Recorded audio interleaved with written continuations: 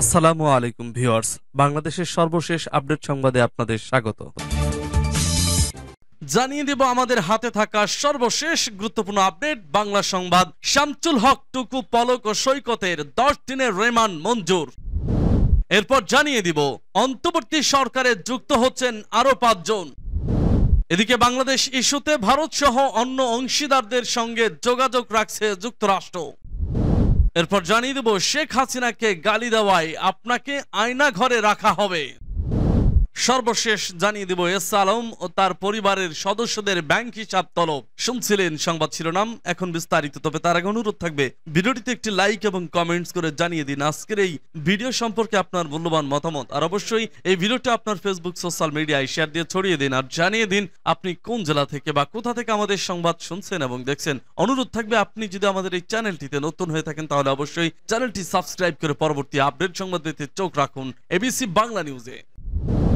শামসুল হক টুকু, পলক ও সৈকতের 10 দিনের রিমান্ড মঞ্জুর। রাজধানীর পল্টন থানায় রিকশা চালক কামাল মিয়া খুনের মামলায় দ্বাদশ জাতীয় সংসদের ডেপুটি স্পিকার শামসুল হক টুকু, সাবেক ডাক টেলিযোগাযোগ ও তথ্য প্রযুক্তি প্রতিমন্ত্রী জোনায়েদ আহমেদ পলক ও ছাত্রলীগের ঢাকা বিশ্ববিদ্যালয় শাখার সাধারণ সম্পাদক তানভীর হাসান সৈকতের 10 দিনের রিমান্ড মঞ্জুর হয়েছে।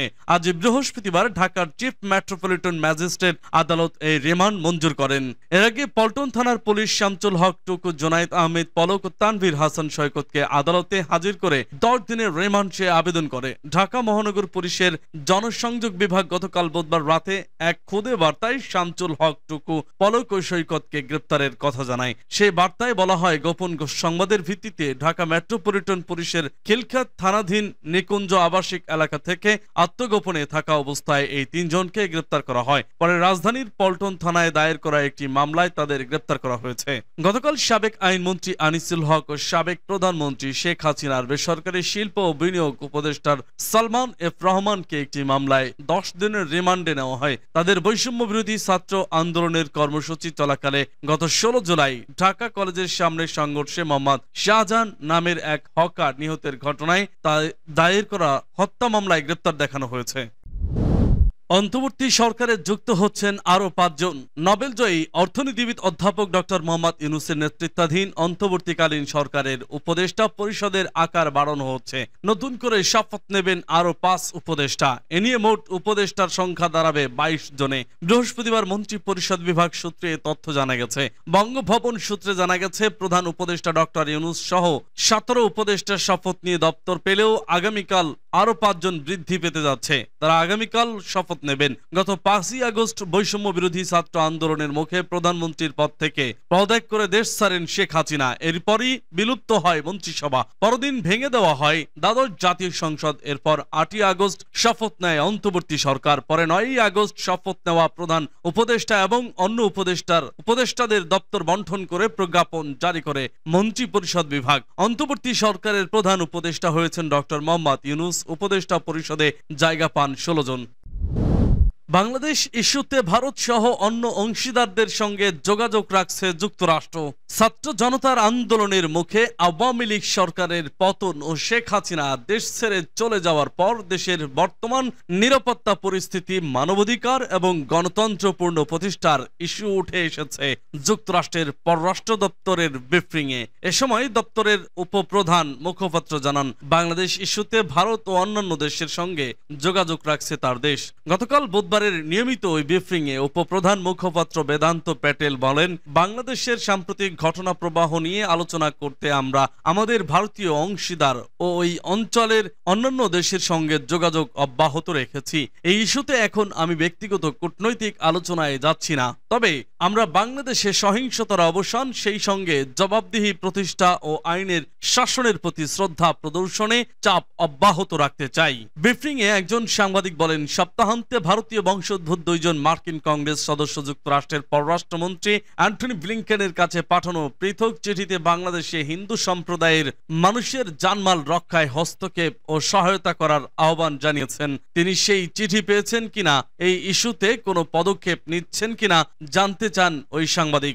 জবাবে উপপ্রধান মুখপাত্র বলেন, আমরা কংগ্রেসের সহকর্মীদের সঙ্গে নিয়মিতভাবে যোগাযোগ রাখছি। আমি নির্দিষ্ট কোনো চিঠি বা যোগাযোগ প্রসঙ্গে বলছি না, তবে এটুকুই বলতে চাই, অন্তর্বর্তী সরকার ডক্টর মোহাম্মদ ইউনূসের শান্ত থাকার ও সাম্প্রতিক সহিংসতার অবসান ঘটানোর আহ্বানকে আমরা স্বাগত জানাই। পাশাপাশি দেশে নিরাপত্তাপূর্ণ প্রতিষ্ঠা ও সংখ্যালঘু সম্প্রদায়ের লোকজনকে সুরক্ষায় নতুন সরকারের গুরুত্ব দেওয়ায় বিষয়টিকে স্বাগত জানাই আমরা। শেখ হাসিনাকে গালি দেওয়ায় আপনাকে আয়না ঘরে রাখা হবে। বঙ্গবন্ধু শেখ মুজিবুর রহমানের বায়োপি মুজিব একটি জাতির রূপকার সিনেমায় শেখ হাসিনার চরিত্রে অভিনয় করেছিলেন অভিনেত্রী নুসরাত ফারিয়া। সিনেমাটির প্রচারের সময় দেশের একটি গণমাধ্যমে ফারিয়া বলেছিলেন, আমাদের প্রত্যেকটা বাঙালি মেয়ের মধ্যে একটা করে হাসিনা রয়েছে। সম্প্রতি সেই মন্তব্য টেনে অন্তর্জালে সমালোচনার শিকার হচ্ছেন এই নায়িকা। যদিও বর্তমানে বিদেশে ছুটি কাটাচ্ছেন পর্দায় শেখ হাসিনার চরিত্রে অভিনয় করা নুসরাত ফারিয়া। সোশ্যালে সেসব ছবি পোস্ট করতেই কটাক্ষের মুখে পড়েছেন তিনি। সম্প্রতি এক ছবিতে পার্কের মধ্যে দোলনায় চেপে খিলখিলিয়ে হাসতে দেখা গেল নুসরাতকে। ছবির ক্যাপশনে নুসরাত সকলের মঙ্গল চেয়ে লেখেন, আপনাদের কষ্ট লাঘব হোক, আশীর্বাদ নেমে আসুক। এই ছবির কমেন্ট বক্সে নুসরাতকে বিদ্রুপ করে একজন লেখেন, প্রত্যেক মেয়ের মধ্যে একটা করে হাসিনা আছে, এত বড় গালি দেওয়ার জন্য আপনাকে আয়না ঘরে রাখা হবে। আরেকজন লেখেন, পালানোর বায়োপিকটা কে করবে? অন্য আরেকজন লেখেন, 2 টাকার নায়িকা ভেবেছে হাসিনার পা চেটে উপরে উঠবে, কিন্তু গরিবের শেখ হাসিনার সেটা হলো না। নুসরাত অবশ্য কটাক্ষের পাল্টা জবাব দেননি। কোটা আন্দোলন নিয়ে ছাত্র মৃত্যুর ঘটনায় সেভাবে সোশ্যাল মিডিয়ায় সরব হননি নুসরাত। মৃত ছাত্রদের লাশের একটি ছবি পোস্ট করে শুধু লিখেছিলেন, জাতি হিসেবে এর চেয়ে দুঃখজনক আর কিছুই নেই। এস আলম ও তার পরিবারের সদস্যদের ব্যাংক হিসাব তলব। দেশজুড়ে ব্যাপক সমালোচিত ব্যবসায়ী এস আলম ও তার পরিবারের সদস্যদের ব্যাংক হিসাব তলব করেছে জাতীয় রাজস্ব বোর্ড এনবিআর এর আয়কর বিভাগের রাজধানীর কর অঞ্চল 15 থেকে আজ বৃহস্পতিবার এ সংক্রান্ত চিঠি সব ব্যাংকে পাঠানো হয়েছে। এস আলম শিল্প গোষ্ঠীর বিরুদ্ধে অর্থ পাচার সহ বিভিন্ন ধরনের অনৈতিক কর্মকাণ্ডের অভিযোগ আছে। সদ্য বিদায়ী সরকারের আমলে সুবিধাভোগী অন্যতম বড় শিল্প গোষ্ঠী ছিল এস আলম গ্রুপ। কর অঞ্চল 15 সূত্রে জানা গেছে, এস আলমের স্ত্রী ফারজানা পারভিন, মা চেমন আরা বেগম এবং ভাই আব্দুল্লাহ হাসানের ব্যাংক হিসাব তলব করা হয়েছে। পাশাপাশি তাদের পিতা মাতা, স্ত্রী, ছেলে, মেয়ে ও বোনের যৌথ নামে অথবা ব্যবসা প্রতিষ্ঠানের নামে থাকা ব্যাংক হিসাবের তথ্য তলব করা হয়েছে। এর মানে এস আলম সহ তার পুরো পরিবারের সদস্যদের যাবতীয় ব্যাংক হিসাবের তথ্য চেয়েছে এনবিআর। এছাড়া তাদের নামে থাকা ক্রেডিট কার্ডের তথ্য চাওয়া হয়েছে। ব্যাংকের পাশাপাশি আর্থিক প্রতিষ্ঠান, জাতীয় সঞ্চয় অধিদপ্তর ও ডাক বিভাগের কাছে থাকা হিসাবের তথ্য চেয়েছে কর অঞ্চল 15।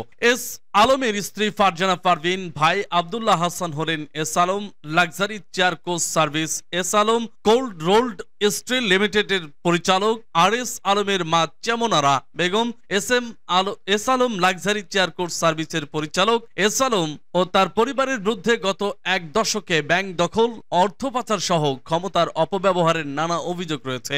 রাষ্ট্রীয় প্রশ্রয়ে তিনি এসব কর্মকাণ্ড ঘটিয়েছেন। নাম প্রকাশে অনিচ্ছুক একজন কর কর্মকর্তা প্রথম আলোকে জানান, এস আলম ও তার পরিবারের সদস্যদের কর নথির সঙ্গে বাস্তব সম্পদের তথ্য যাচাই বাছাই করতেই এই উদ্যোগ নেওয়া হয়েছে।